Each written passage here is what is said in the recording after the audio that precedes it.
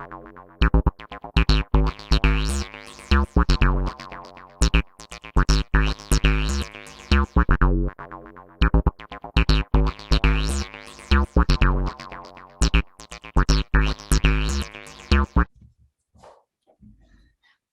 guys, it's Emily. Danny's here. Hi, Danny. Hi. We just finished recording Words and Afterwords number 58. And if you're listening to this, you're watching Words number 58 on YouTube. And we're here to apologize. Acknowledge. We're acknowledging.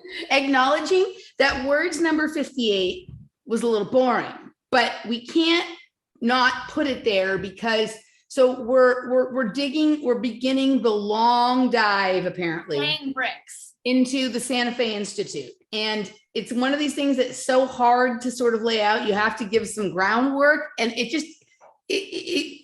so big, you don't really know where to start. So the hour that's on YouTube here is not the most exciting, but we're laying out some necessary segments of the road to get to somewhere good. So watch it. It's not the most exciting thing ever. It's really more just laying out a case on certain levels. And it's important. It's important so that we all have the backstory to catch us up to speed. So muscle through it. Muscle through. Like I try, like a lot of people are like, Emily, you shouldn't have to worry about people being entertained, but like life is short. So I try and make my stuff as much as I can informative and entertaining both. This one is kind of, it's not, but there is a free promo code down below to go over and get Afterwords, which is an hour and a half long, and that's the good shit, right? But it's not boring. We had to lay it out. So the promo code is down below. We didn't know it was going to be that way. We were hoping to knock it out of the park in both segments, but I guess we had batting practice in round one, and then we hit it out of the park and ran round two. But you guys can link and go over and get a free month and check out Afterwords on our locals page, wordspodcast.locals.com. We didn't do it on purpose. It's just the way it went. But I think segment 2 is phenomenal, and you guys will like it. Anything else you want to say? Thanks for tuning in. Thanks for joining our locals. More to come. Again, we're laying the groundwork, so muscle through it because we're taking you someplace awe-inspiring / disturbing. Absolutely. All right, guys, enjoy the show. We'll see you on the other side. Take care. Hey, everybody, welcome back. I'm Emily Moyer. Danny Katz is in her Masonic portal, but somehow still here with me. This is episode number 58 of Words. And this is we're going to begin the birthing process here. I guess last week we set the stage, but now it's like I guess that was like we had the contractions and we're headed to the hospital, and now we're ready to give birth to the baby that you've been working on. Really, like I just kind of come in and do my little tap dance around it.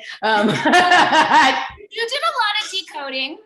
I'm a decoder, right? But this is sort of your baby. You kind of found this, and this does seem like it could be the black hole to like the never ending black hole, because like you just sent me another paper the other day and I just read like 4 or 5 pages of it, but it was like, not only did it connect to that, which the things we're talking about, but it was literally connecting to the show I was about to start in an hour. And it was about tennis, and there was just shit all over the place, right? We're weaving it all together. Weaving it all together. So this is like the never ending gift that keeps on giving. Even this morning, I was dumping in, and it just keeps like a new wormhole opens, and I'm like, shit, this is like a lifetime of work to unpack just this one little op that we're covering, or massive op that we're covering. Yes. So, all right. So I think what we introduced Aubrey and Daniel in a more significant way last week. We've talked about them both before, but I think both of us feel like we have found a little gem on Daniel Schmachtenberger, and we haven't told each other what it is yet. So we're curious if it's the same thing. Okay, so my gut tells me that it's exactly the same thing. And to set the stage, I'm a little bit cancel, clear, delete. I had a moment of being mad at myself because I couldn't believe that I forgot to share this with you. So I'm going to share the screen, especially on last week's show where I think it would have been way more appropriate. This is how Daniel Schmachtenberger first came onto my radar. The Neurohacker Collective. He makes Qualia, director of R&D and co-founder of this nootropic. Oh, Right? yeah. That's what I was going for when Emily makes that look. And this is not what I have. I have a completely different gem. But do you take this supplement?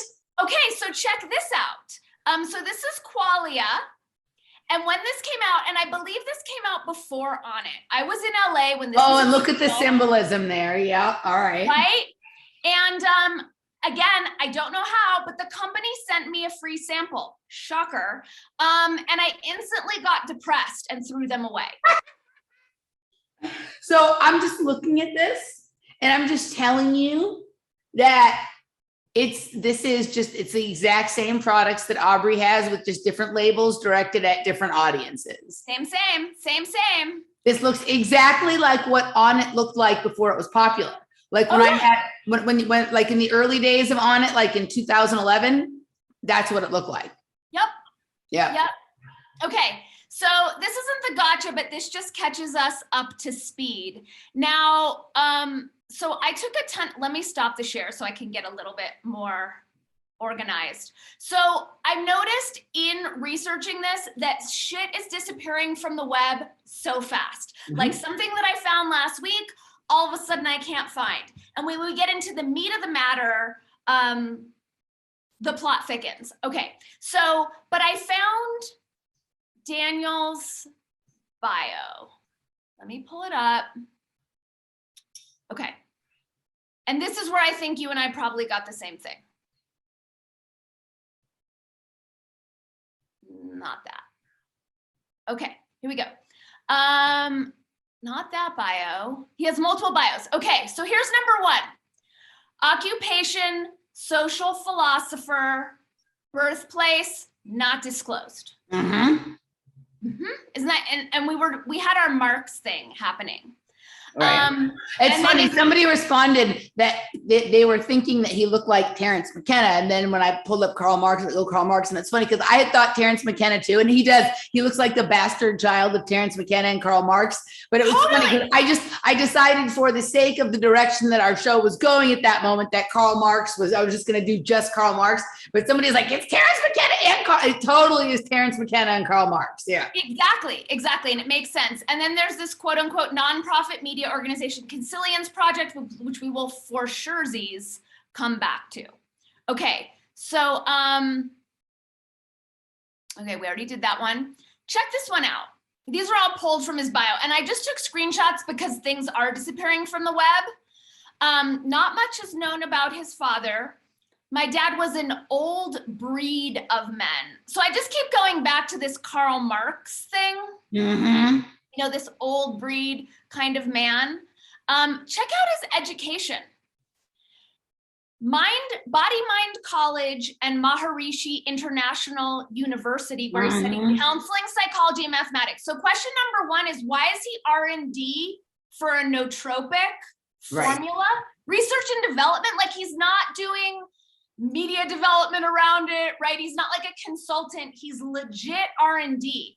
Now this piece, he has a diverse educational background in the natural sciences, social sciences, and philosophy, most of which he got outside of institutional settings. And there's no information about his date of birth. This is his own bio? This was pulled, his bio doesn't exist. He doesn't have a Wikipedia page. Okay, well, that's my big nut, is that I had this when I was listening to what I was listening to in order for the dump that I'm going to do in the Afterwords, the decode dump of something. I was like, I wonder where Schmachtenberger's from. Like, what is his ethnicity? Is he a Hungarian Jew? Like, I was going to go. So I went looking for his birthplace and I'm like, holy shit, he doesn't have a Wikipedia page. No, that's my big nut. Like but look at this. The reason he doesn't have a Wikipedia page is because they don't want, because everything that, all the biographies out there that are about him are either ones that are written by him or written by people who he works for, or they work for him. There's no scenario where someone else who has a different idea about his background can go in and contribute or edit, right? Yeah. And so to me, this is I think this is evidence that there is a family background that would be not like, I mean, I think it could be trade. I don't know if we're looking at like some sort of George Soros connection in the family, because he does sort of look a little bit like that scenario going on too. Also a Hungarian Jew. I don't know if this is the Karl Marx thing. I don't know. But I don't see how it's possible that he couldn't have a Wikipedia page. And then I think about what David says about how much they worked on concealing Dustin Moskowitz's identity. And so I think this is that they're coming out of the same situation. They probably went to Burning Man together. I'm sure. And I mean, I'm not sure, but I would bet that that's the case as well. This has shifted because, and I'm going to get into this, but the way that Daniel popped onto my radar, the web has been scrubbed of that since. Okay, so I want to just throw one idea in there, and I'm not saying you're wrong about this, but I just want to consider this because the internet is this ever-shifting, mutating thing, and obviously things have been disappearing from the internet for a long time. Yep. What I have found for the most part is if you can remember a sentence from the page you were looking for and type that sentence in, you can still find it on the internet. It's harder to find if you're looking for the name of the document or the website or whatever. But if you can remember a rare sentence from the article or from the paper, but upon occasion, that's not working anymore, right? And so it doesn't work with everything that's been scrubbed from the web on me in terms of my articles and blogs that I've tried to find. Okay, so it's possible that those whatever papers or websites you were working for, that they deleted it from their publicly available database or whatever. So that's possible. But I'm going to throw another idea out there in that I think we're into multiverse, multidimensional realities here, and I don't know that we're in the same place every day. Oh, completely. So why would we have the same internet every day? And I think what's happening here is like there are certain threads or ideas that have had enough resonance that they appear in every version of reality, and others that don't. And it would also be interesting to see if like let's say that there was a project that I had researched, and that page where I was able to find the research on that isn't there anymore.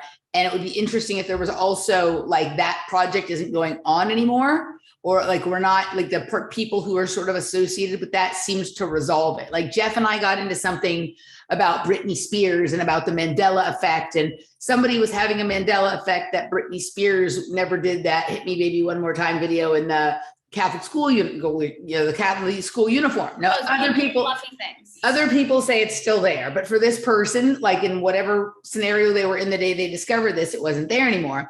And it's interesting. It was about the same time that she got broken free from the conservatorship with her father, right? Mm-hmm. And if you like, I like to listen to Sloan Bella sometimes, and she had this channeling of Britney Spears, or not channeling, but psychic impression, that this was like a many generations old issue she was in with her family. And she was talking about the way Britney Spears was sort of being tortured energetically and whatever. And like one wonders, and that this was the conservatorship was keeping her trapped in this prison. And like, if she cleared the trauma, right? If she was able to do, if something happened that sort of cleared that trauma out, and that was why the conservatorship, either the conservatorship being lifted, cleared it, or whatever cleared it, made that also go away. If you think about it, in a healthy reality, she would never have been in a video like that. If her life was what's best for her, that would never have happened. So when someone clears, cross-generational traumas, is that part of what causes Mandela effects or shifting universes or whatever? So I think sometimes with some of the things that go missing, we're just not in the same reality. And other times it's the scrubbers. I think you're totally right. And that makes a lot of sense. And in this particular instance, I know it's been scrubbed. Okay. So I'm going to share the video now. So this was what had originally put Schmachtenberger on my radar. And I just want to, let me pull up the transcript so we can get to the time codes. So just remember that, but if you're playing a YouTube video, that might cause, since we're back on YouTube now, and I think it's been a good thing to go back, that could create an issue for us. Well, I think if we say Mo Fax is always like fair use. All right. And then YouTube doesn't mess with him. All right, fair use, and I'll see if I can find that fair use little thing. If you would prefer, I can just read you. Read it. I can read it from it. Read it. Yeah, okay. read it. So, but one thing that I do want to do is I want us to just see the cover, because this got disappeared. All right, so I won't play it, even though fair use, fair use. And so this is the video where Schmachtenberger originally was put on my radar, okay? And this, well, I'll tell you in a second. So this is just some random channel, John B, okay? With 436 subscribers. This is the only place that this video exists anymore. And what is Emergence? So Emergence is, it's not like a festival, but it's like a conference that's put on by, okay, we're getting into the Santa Fe Institute. This was sponsored by the Santa Fe Institute. Emergence is sponsored by Santa Fe Institute and the New Mexico Natural History Museum. And this has been scrubbed from anything Santa Fe Institute related. But when I first saw this video, it was on the Santa Fe Institute website, which is how Santa Fe Institute originally popped onto my radar. Okay. Okay. So send me, when we're done with recording today, send me that so I can link it in the show notes so people can go check that out. Okay, perfect. So we can have more copies of it everywhere. So yeah, there we go. Okay, great. So, I mean, what he said, and this is at 4 minutes, 56 seconds, he says, complexity theory is defined most generally in terms of more elegantly ordered complexity. That's actually the best definition we have in terms of mathematical complexity theory coming out of Santa Fe Institute. So he says it in this video, but the web has been scrubbed of Daniel being part of Santa Fe Institute or ever having done anything at Santa Fe Institute. But this video is proof positive because he says it. And I also I've put some more pieces together to prove that Emergence was at Santa Fe Institute and sponsored by Santa Fe Institute. Okay, so for those of you who haven't figured it out, this show and probably a series of several shows is going to be a deep dive into the Santa Fe Institute and all of this sort of arms and legs that grow out of it. And so, Dani, did Daniel Schmachtenberger lead you to Santa Fe Institute? No. The thing that led you to Santa Fe Institute was the Russian thing, right? It was that Russian video. Okay. So, I mean, I'm not going to play it because it's just in Russian, but someone sent me a video it's kind of hard to find. And it was in Russia, and some Russian government official was talking about this 2018 Santa Fe Institute NSA co-sponsored, kind of like an event 201. Right.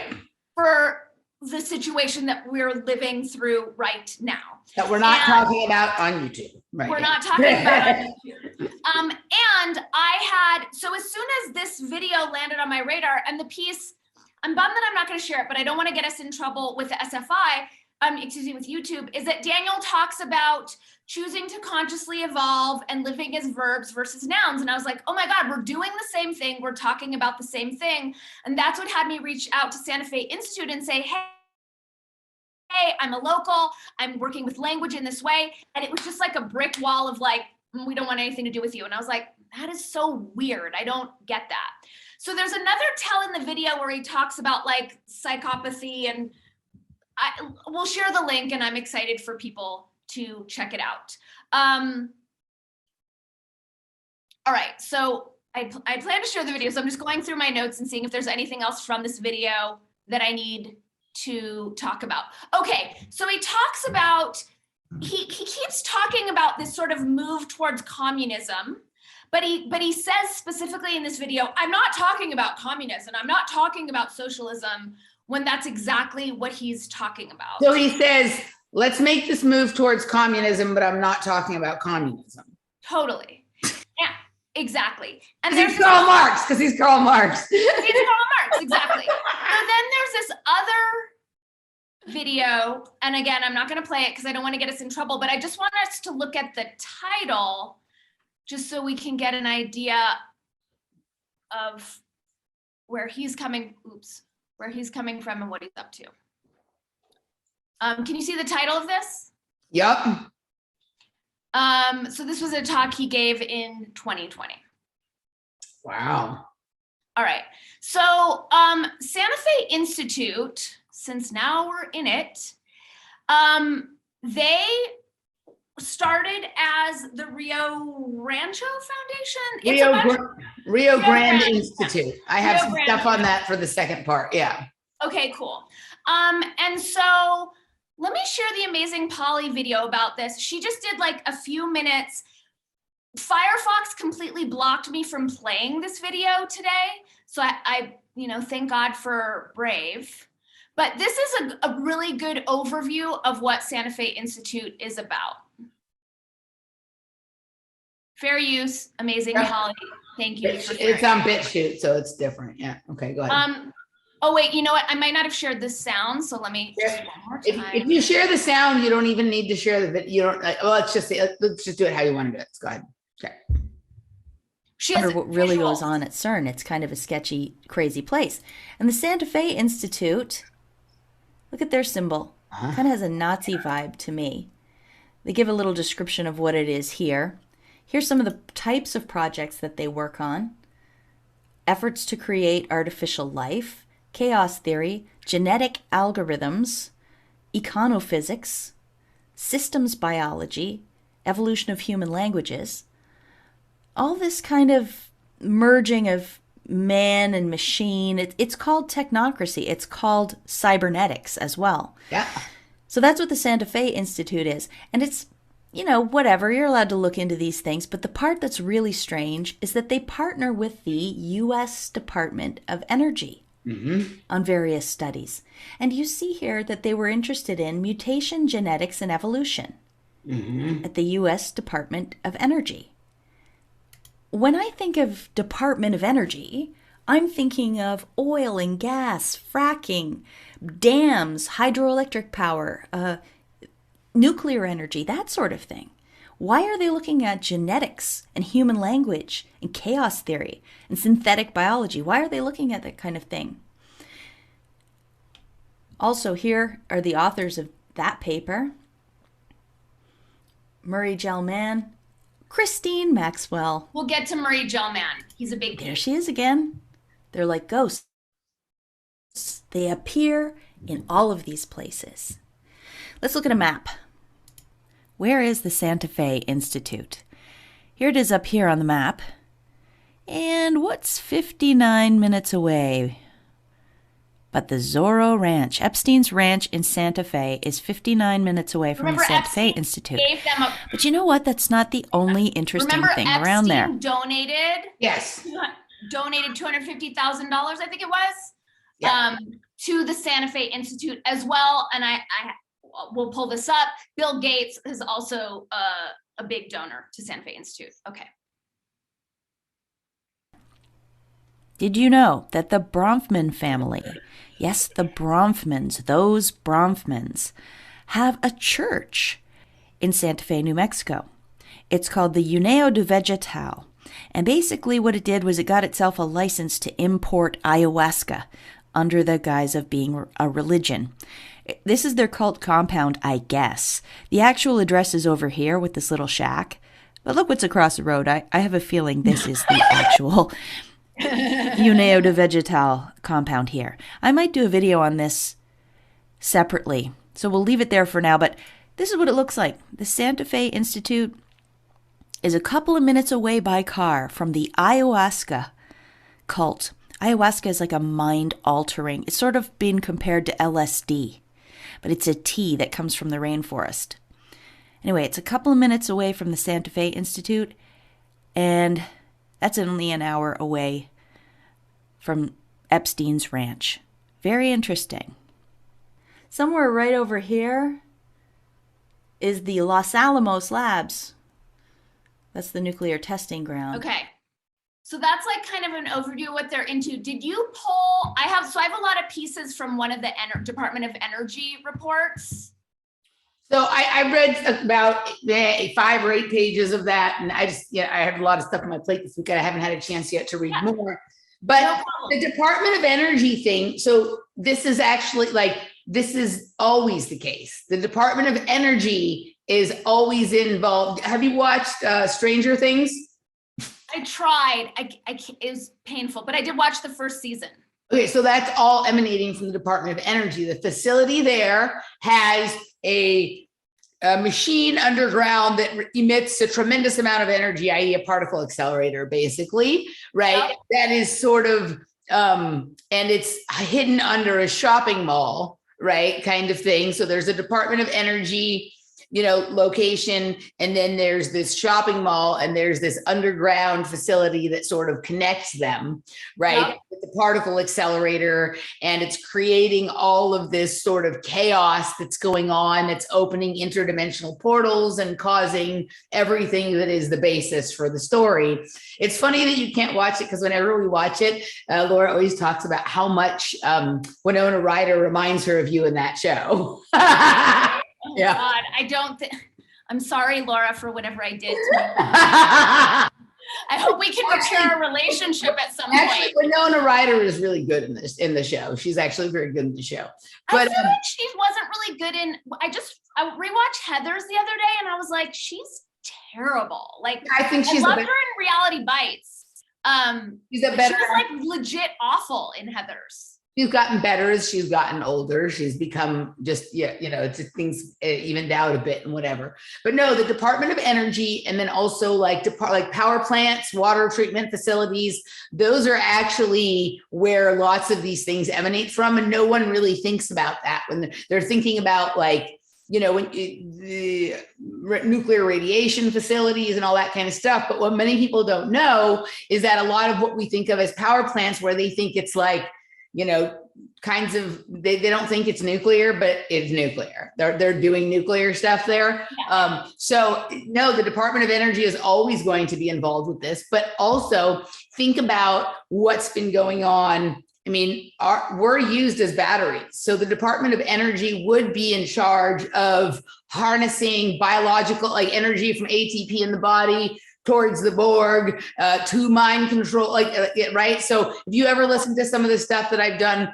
with Michael and with other people, where we're talking about how the 3 or 4 or 5 letter acronyms for processes or genetic parts in the body, that they often match the 3 letter acronyms for cryptocurrencies or stock markets. I've heard you guys talk about that. Things like that. So for every outer world action, there's an inner body process. If you read F. David Pete with synchronicity, like everything, reality is built on synchronicities, and the immune system is how you recognize those patterns.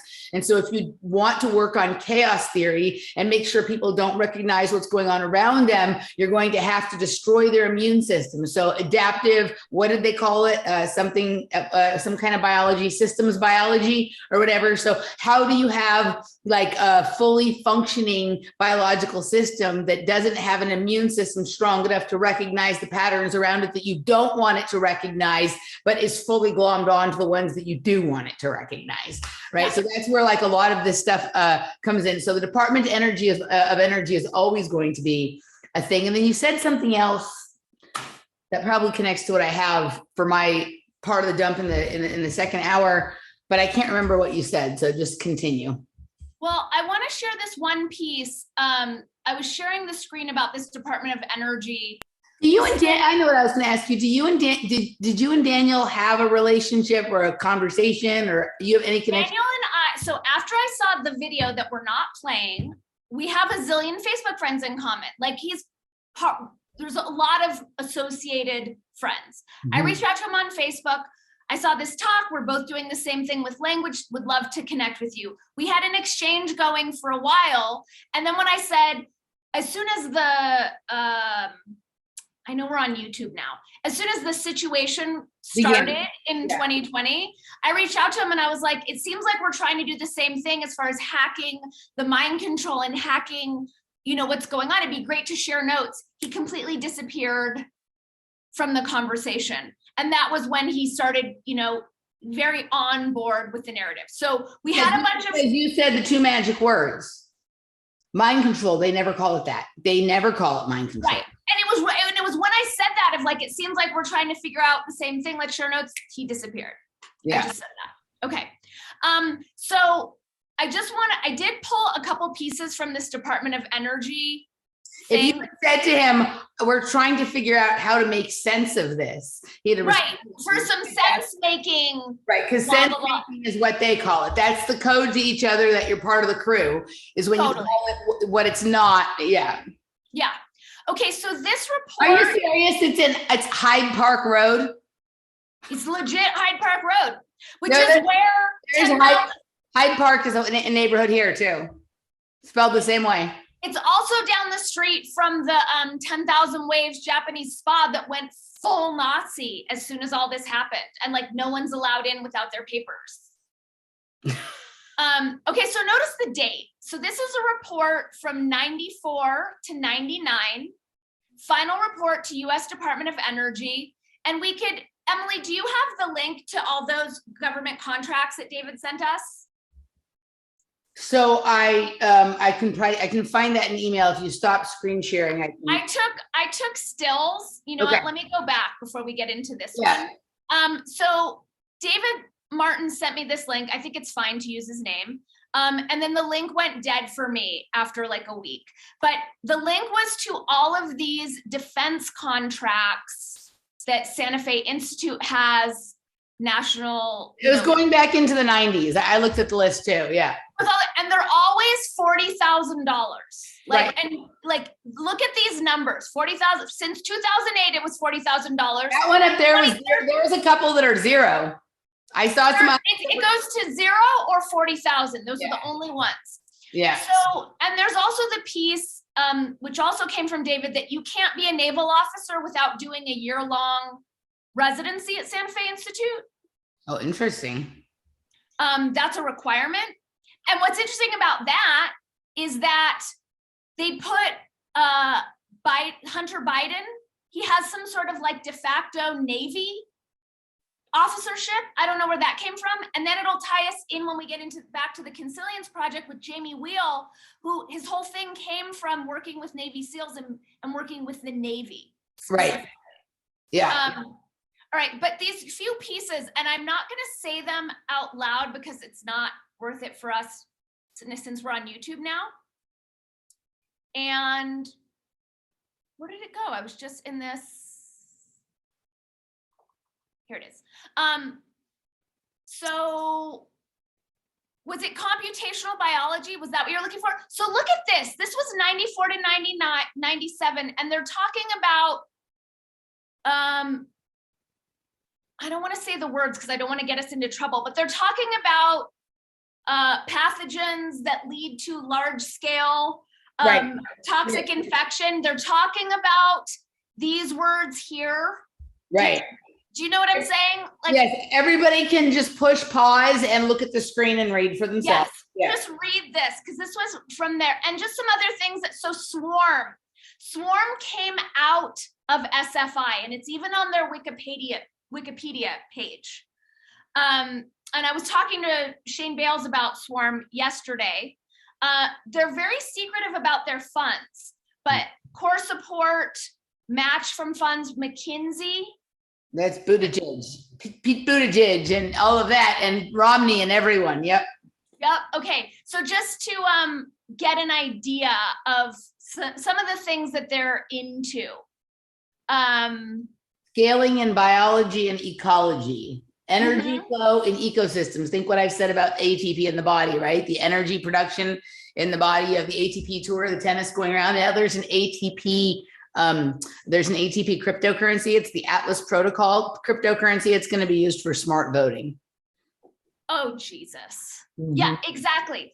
So they get a lot of funding from DARPA, but again, it's all like, you have to read between the lines, but there's, SFI led to a program supported by DARPA for a total of 2.2 million. Okay, so they're clearly funded by DARPA. So just wanted to give us kind of an overview of some of the things that they're into. All right, so they're also, they launched something with Rockefeller in 2021. I'll just share the, the headline. Well, I think it is interesting what you shared from Amazing Polly as well about the ayahuasca cult being there. Right, with the Bronfmans? Right. So I think we have to, I did 3 hours with Nish yesterday, getting into the more woo and esoteric iteration of the idea that's been dropped with the water documentary that came out with fast. We kind of stretched into the abstracts, but I think one thing to consider is because, and I'll get into this a little bit more when we talk about in the second hour, that these people around this operation are also very into psychedelic movement. Massively. I have a tie-in with MAPS, and with 10,000 Ways Up the Street, they have completely pivoted to doing like high-end ketamine sessions. So the psychedelic stuff, right, is going to be some of the new therapeutics, and a lot of people, so like when we're talking about serpents or snakes and poison and whatever, that could also be code for the ayahuasca or for that chemical compound. Oh, I hadn't even thought of that. Right. So yeah, psychedelics are a huge part of it, which is why I think it's really important to pay attention to the Aubrey Marcus, Jamie Wheel, these people who are working with psychedelics, who are in bed with Schmachtenberger, and we're going to continue to build out his relationships with SFI and then the other thing. I mean, it would be really interesting, and I hadn't really thought about it exactly this way, although I was dancing around it with some ideas that, what would kind of happen if you dosed a population with ayahuasca, right? And you hear about sometimes when somebody has a bad trip down to the Amazon and they get taken in by a dark shaman, right? And it follows them home, right? It's not just over when they're— I dated a guy who that happened to, and he like basically never recovered. So like there was some energy about the last thing I had in December, that version, because I had it in 2019, the original version. Yep. About this last one that was really a lot like a deep, dark psychedelic experience, a little bit like some kind of like internal vision quest weirdness. A lot of the people who also had that strain of sniffles around that time reported like dark psycho-emotional, that was a very strong component. Yeah. And everyone, I had it as well, and same thing. And I was confused by it because I was microdosing at the time, so I thought it was from the microdose, which was weird because I've microdosed before, and it's like always very light for me. And we did a different protocol this time. This time we did it with the lion's mane and the niacin, and so I was chalking it up just to that, but it shouldn't be that. I've taken it. It shouldn't. It would these kinds of like strange, not just dark thoughts and feelings, but the way the world looked to me looked different. It looked very, and not in the same way it looks different normally, like when you're microdosing or even on a big dose. This had this dark, wet edge to it. And did it feel, because my take on it was like, this isn't I know my darkness. I know the flavors. I know the qualities. I know the tone. I know the texture. This isn't even mine. Yeah, I was mean to Laura, and I'm not mean. I am not mean, and I'm definitely not mean to Laura. But like, this is what was weird, and I'm just going to say this. I was mean to her, and there was something about it that felt good, and that's not me, right? And as soon as it was over, it was like, oh my God, what the fuck was that? Like, you know what I mean? But there's, obviously, okay, well, we could have been writing this up to like a parasitic component because what works for it deals with that. But maybe it's this other thing, like maybe it's the ayahuasca sort of serpent, like that energetic sort of right? But the other thing about ayahuasca is it's also got anti-parasite components too. There's all kinds of weird stuff, right? I think it's a frequency. I think it's all happening on the frequency level. Yes. And it's not necessarily anything physical, is my sense. Yeah. I agree with you. Yeah. So anyway, so that is interesting. I was aware of that church. I wasn't aware that it was that close to Santa Fe. I don't know where I thought it was. I think I knew it was in the Southwest somewhere, but I didn't understand that, how close that was. Right. I love that it's across the street from this like giant mansion. It's like, no, it's the shack. The Bronfmans have a shack. Ignore this thing. That's where you get sent if you're bad. Totally. All right. So just to keep us, I know we have so much. So they were part of this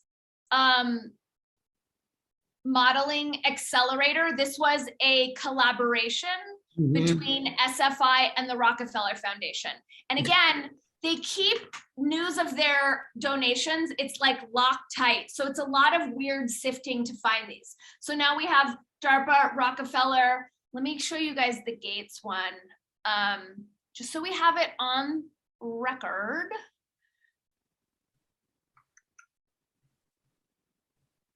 I want to get much faster at sharing the screen. Okay, so this is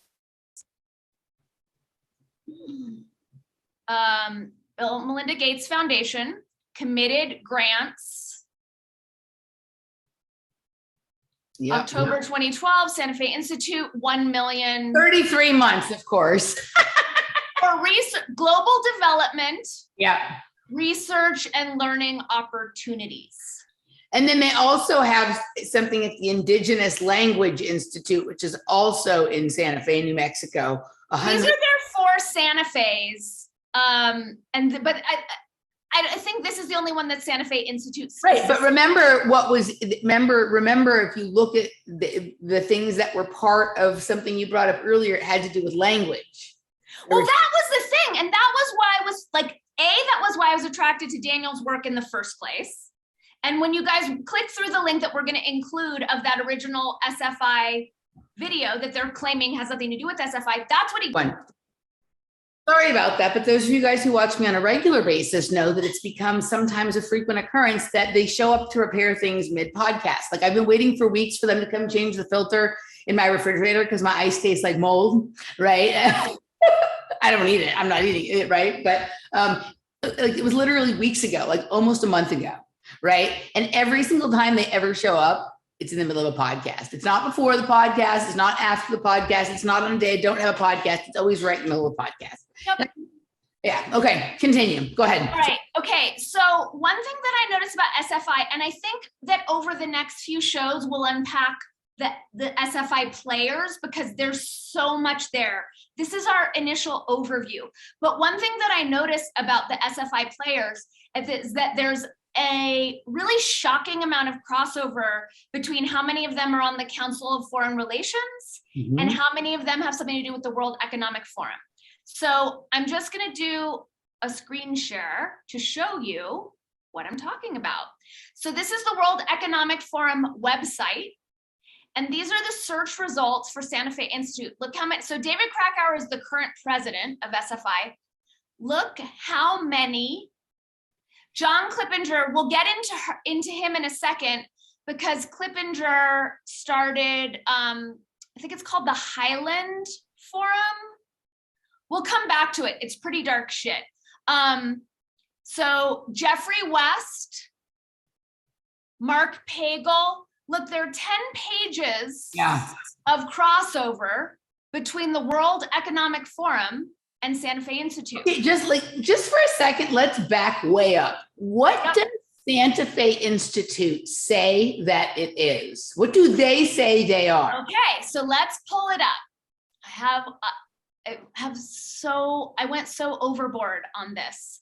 All right, so according to Rolling Stone, they're a Justice League for renegade geeks. And their main thing is about complex systems. Right. So when we're talking about this work that they're doing with the military, it's all about like complexity and systems.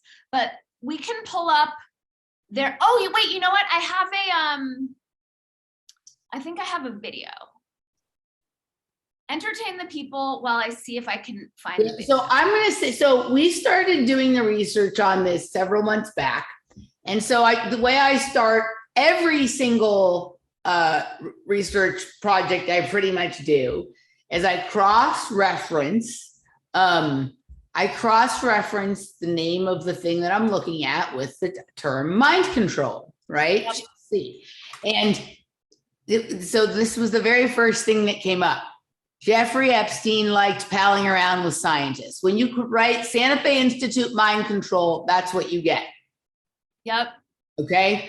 But there's like almost nothing. Okay, so there's this paper here that I haven't read, but I did think, okay, this is more what I was looking for. Routing strategies for brain networks, right? Yep. Neural networking is a huge part of what they call the secret space program and what I call the mind control, mind control, basically. There's a few other things here. Gestures and spatial frames of reference and whatever. That's from ResearchGate. A lot of times you'll find papers on mind control there, right? But then it just drops down into stuff about a Santa Fe school shooting here, and there's another article about the Santa Fe school shooting here, gun control or mind control, right? I didn't even know there was a Santa Fe school shooting. But the only time the actual term mind control, and it's weird because you'd think this would come up in the top, is in this human current, right? A complex systems approach to countering mind control. Right. At Portland State University, which is interesting, right? And it's the external professor of the Santa Fe Institute, Melanie Mitchell. And what it looked like this is a podcast that is somehow produced by someone at Santa Fe Institute. Yep. They have a lot of podcasts and a lot of media is coming out of Santa Fe Institute. So but this is not mind control in the way that you and I think about mind control, right? They're talking about something else. But yep. this is like a really, this is page 2. How did that happen? I ended up on page 4. It's not a very big, it's not a very big list of anything. What is this? This is a different. No, I mean, a lot of the people are like in physics. It's a lot of people from the nuke labs, right? Murray Gell-Mann was one of the founders who Eric Weinstein refers to quite a bit. Mm-hmm. And there's a whole video exposing him as a fraud, which we'll get into. But if you check out their Twitter and their Facebook page, it's a lot of the woke agenda. It's right. A lot of like, the sniffles affect Black people more, and a lot of the woke stuff, and also a lot of the climate hysteria. That's what's coming out of them on their socials. Okay, so I think that I also looked up I was trying to find that NSA report that you were saying that video in Russia. No, it's impossible to find, and I reached out to them. Go ahead. I think it's from the Computational Social Science Annual Conference. Will you pull it up? Because they denied it. Now they're ignoring me. When I reached out to say, what exactly is your relationship with Meow Wolf? All of a sudden I'm being completely ghosted by them. So this is a computational social science, and this will come into what we talk about in the second hour based on some of the things that we were enlightened of. But I think this is what it. I think this is the. I don't think so. No. Okay. Computational social science. Yeah. It might be. I mean, he's in that video. He said that they were playing out some sort of crisis situation, right? And then looking at all the different, like there was like an AI piece, and there was a media piece. Computational behavioral programming. Computational. Okay, then that is it. Okay, so these windows have been open since you first mentioned. The day that you mentioned Santa Fe Institute to me, I went and opened this stuff and was doing stuff around. So whenever there's this much murkiness about it, right? Like if you're really at the cutting edge of what they say they are, like, and I look up mind control and don't see any reference to MK Ultra, this is MK Ultra. Mm-hmm. Yeah. Okay. Well, and there's so much interweaving with CIA and with DARPA. And I'm just going through my notes before we wrap up this first hour in terms of what SFI is and what they're doing. I just want to make sure I'm not skipping anything. Okay. I have their digital report. We have their World Economic Forum. So this guy, John Clippinger, who we saw on the World Economic Forum crossover, he is part of the Highlands Forum. And so they're the ones who worked with the CIA to create Google and who have just now created the digital vaccine passports. Mm-hmm. So they developed, if we pull up their Wikipedia page, is it easier for you to do it or for me to do it? I'll do it. Santa Fe. Okay. So if you pull up their Wikipedia page, they're really proud of their swarm program. Okay. So let's see what we got here. All right. So I just want to hear. So let's hear what Wikipedia says they are, and then we'll go on their website. Oh, I know what I was going to tell you. Have you seen the logo for the Azov Battalion in Ukraine? No, but I did a whole show with Mo about it and about how all the mainstream media is talking about it, but they won't show it. Look at this. Look at this one right here. So it's a swastika. Look at that, and then look at that. Dude, that's the Nazi. So go back. It was like the Nazi Black Sun one. Right. Jesus. And then that's the one for Santa Fe Institute. Mm-hmm. Okay. Wow. All right. So Wikipedia says that Santa Fe Institute is an independent, nonprofit, theoretical research institute. Theoretically, it's a research institute, but we know it's something else. Theoretical Research Institute located in Santa Fe and dedicated to the multidisciplinary study of the fundamental principles of complex adaptive systems, including physical, computational, biological, and social systems.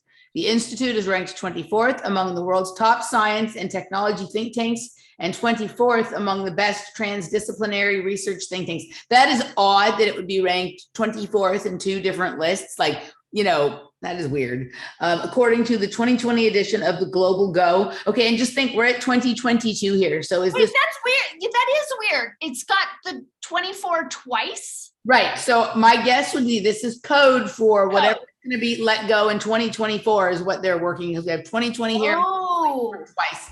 Edition of the Global Go-To Think Tank Index reports published annually by the University of Pennsylvania. Who famously went to the University of Pennsylvania? I don't know. Brett Weinstein. Do. Right. Did Heather go there too with him?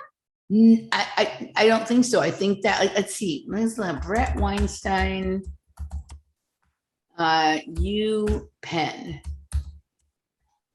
I think this is where he had his controversy, where he like 1991 Penn, he graduated from Penn, is accused of racism, right? So he graduated from Penn. Right. And we will see how he is related to this in the next couple shows. Okay. So anyhow, I just had to say that I was pretty sure. All right. So, okay. Scroll down. Okay. So there it was, started as the Rio Grande Institute. And do you want to get it? I don't know if you're going to get into the second hour of what David told us about that. We're going to talk about it all in the second hour. Okay, cool. But you just keep giving yourself away. I didn't say it. Sorry. This is what happens. It's like information overload. Information overload. So, okay. So basically, scroll down to the part where they brag about Swarm Development Group. The Swarm Development Group is an American nonprofit organization to advance the development of complex, adaptive, system-oriented, agent-based modeling tools initiated at, well, I'd say that Brett Weinstein is definitely a system-oriented, agent-based modeling tool. Right, in Santa Fe. It was formed in 1999. It would be interesting. Dave was talking yesterday about the swarm technology that they were, experimenting on him with as a kid. All right, I just want to see when he started working at Evergreen. It says until 2017. Right, but when did he start working there? Look at this: evolutionary trade-offs, emergent constraints, and the adaptive consequences. So he was already pushing that line all the way back there. But when did he start working at Evergreen? Where is his run at Evergreen? When did he get hired at Evergreen? In 2002, he published the paper. So that thing, they started Swarm in 1999, and in 2002, he published this paper. Mm-hmm. But it doesn't say when he started working, when he got hired at Evergreen. It doesn't say when he started. It's probably on Evergreen, like if Wikipedia doesn't have it. All right, I don't want to spend too much time there, but okay, so that was that. And then I want to go to Santa Fe Institute and see for that what they say about themselves. I want to see what's interesting is if anyone is interested, if you follow them on Twitter, it would seem that they're like a social justice organization. Okay, so let's just see about, here we go.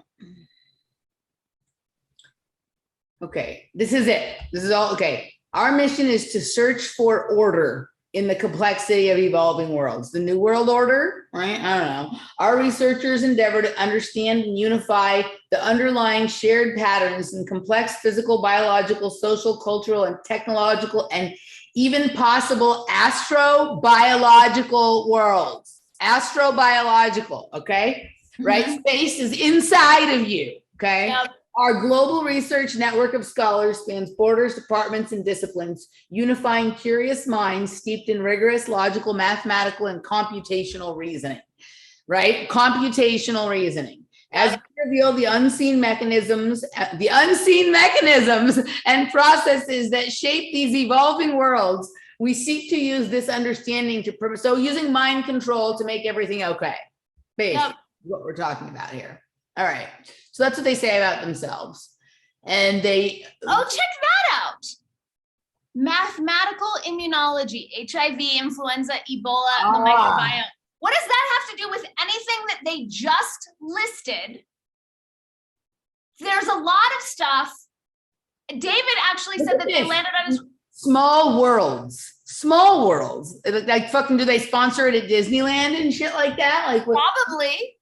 Limits to life. Considering Meow Wolf is now owned by Disney and they're in Santa Fe. Oh yeah, they were bought by Disney. And it was as soon as I said, what's your relationship to Meow Wolf, that they went silent. Bye-bye, okay. Oh look, agent-based modeling, pandemics, evolutionary economics, game mechanics, conflict modeling. Wait a second. What's the name of that show? Rebel Wisdom.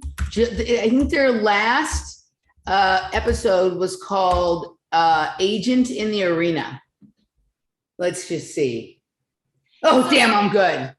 That guy was on your list. John Vervaeke was on that list of the World Economic Forum. Oh wait, we'll get, now you're giving it away. We will get to John Vervaeke because he's a super part of it. And if you look up Rebel Wisdom's guest list, it's all this. Yes. It's all SFI and then where we're going with it. Oh my God, this is my phone. Again. That's my niece. My niece is calling on FaceTime, but we'll get that another time. Okay. All right. Religious wars of the pandemic endgame. That's pretty interesting, right? Okay. No, I think David. I mean, this is. He bothers me a lot.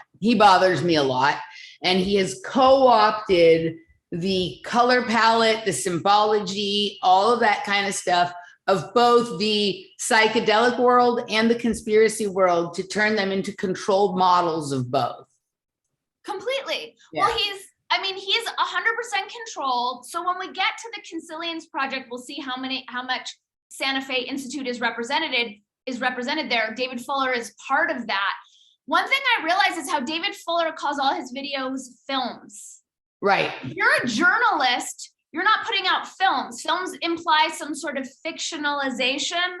I found that really interesting, but we'll get to it in another show, the kind of wide angle overview of David Fuller and how he's a propaganda tool for this whole thing. Like, I almost wonder what it would be like to just camp outside of Santa Fe Institute, just park our car there and just do a sit-in and just see who comes and goes, right? Just to check it out, because I don't think it's where is it? Where in town is it? It's up the ski mountain.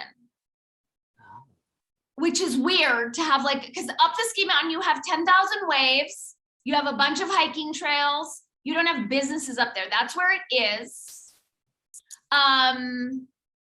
I mean, last time Ross and I went hiking up there, I'm like, we have to go to Santa Fe Institute. I want to sneak into the grounds. And he was like, no, calm down. Okay, let's see.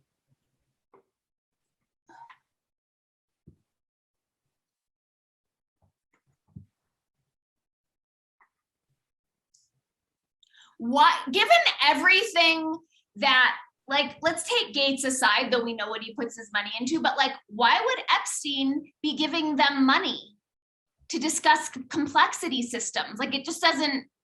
Well, he was a math teacher, right? Like, apparently that is the truth, that when he got discovered and moved into whatever role he's been playing, or whatever, he was a math teacher. So I think he tends towards math and physics, but like lots of people do, it doesn't mean they're anything special in that. Is this SFI? Is that what it looks like? No. Okay, I was like, wow. No. Okay. So, but if it's up on the mountain, then there's something under the ground there. So it's an entrance to a base. That makes sense. That totally makes sense because it's up. And there's not really much. Is this right? Yes. That's what it looks like? Yes. All right. Okay. There's nothing else going on except those waters, which are privately owned and went total Nazi. Okay. So do you know who Jim Rutt is? I'd never heard of him until you sent me something the other day. He has a podcast. We'll check it out, but he's also Santa Fe Institute. All right. So they really do just make this look like, oh, we're just a bunch of fucking multicultural geeks that like hang out here and we're, all right. That's the multicultural thing is so ridiculous when they push that in Santa Fe. Right. So that's the Santa Fe Art Institute, which is not the same. Okay. There might be some sort of synergistic relationship because they did go totally woke. But it's ridiculous. It's like it's not a very diverse city. Is that the swarm? Is that the swarm right there? I guess. All right. Okay. So I guess mostly what this episode has been is we're going to be doing a deep dive into Santa Fe Institute and all the things that connect to it. So we just kind of wanted to give sort of an introduction here. I think we're going to move over into Afterwords. And we got a little bit of assistance, or Danny got a little bit of assistance from a friend of ours about the background on this. And then she didn't even know what to do with it. So I was like, I'll decode it. So I just basically was working from her notes and just came up with a pile of stuff that I tend to come up with, and we'll see what we can do with it. So we're going to move over into the Afterwards segment to do that. Is there anything that you want to sort of leave people with on the front end of Santa Fe Institute as we move into this series? We're just going to do as many episodes on this and the things and the people related to it as we need to sort of get to the bottom of it. So that's what things are going to be for the next, certainly at least couple of episodes, but we'll see. It's just going to be, we don't know how many wormholes are going to open up here. So many, right? Yeah. I mean, I feel like we just scratched the surface today. I would like everyone to go to click through the link to watch the Schmachtenberger video, because it goes into like the Trojan horse that is Schmachtenberger in the first half. Then we get into the nefarious, creepy part. And then there's kind of like a tell where he reveals himself as a psychopath, and he literally says it. And just keep in mind that this was sponsored by and happened at Santa Fe Institute. Who's now scrubbed any connection to him. Totally scrubbed. But the other thing is, you just said something. My mind is just, I don't know what is happening with my brain some of these days.